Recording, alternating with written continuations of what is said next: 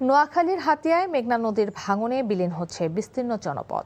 বসত ভিটা হারিয়ে অসহায় মানুষগুলো খোলা আকাশের নিচে রয়েছে। এদিকে ভাঙন কবলিত এলাকা পরিদর্শন করেছেন পানি সম্পদ মন্ত্রী শহীদ উদ্দিন চৌধুরী অ্যানি। নোয়াখালী থেকে মাসুদ পারভেজের পাঠানো রিপোর্ট জানাচ্ছেন জীবন আহমেদ।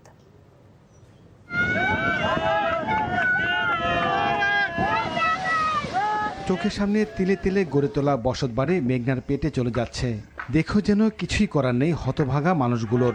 মেঘনার এমন আগ্রাসী রূপ দেখেনি নোয়াখালীর হাতিয়াবাসী।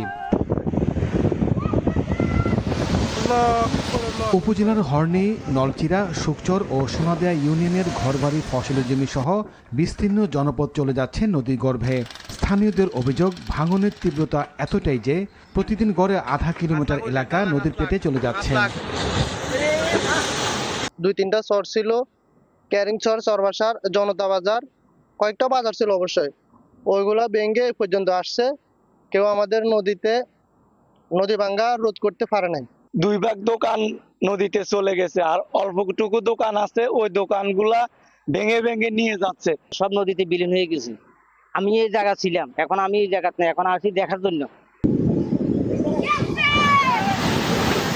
এদিকে রোববার দুপুরে ভাঙন এলাকা পরিদর্শন করেছেন পানি সম্পদ মন্ত্রী শহীদ উদ্দিন চৌধুরী অ্যানি। দ্রুত ভাঙন রোধে সংশ্লিষ্টদের নির্দেশ দেন তিনি।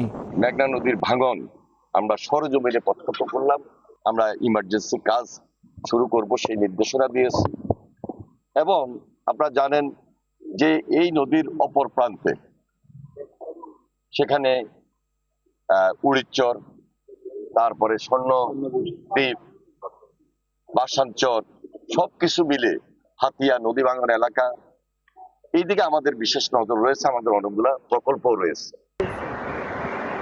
হাতিয়া উপজেলাকে রক্ষায় দ্রুত কার্যকরী পদক্ষেপ নেওয়ার দাবি ভুক্তভোগীদের। জীবন আহমেদ, এনটিভি নিউজ ডেস্ক।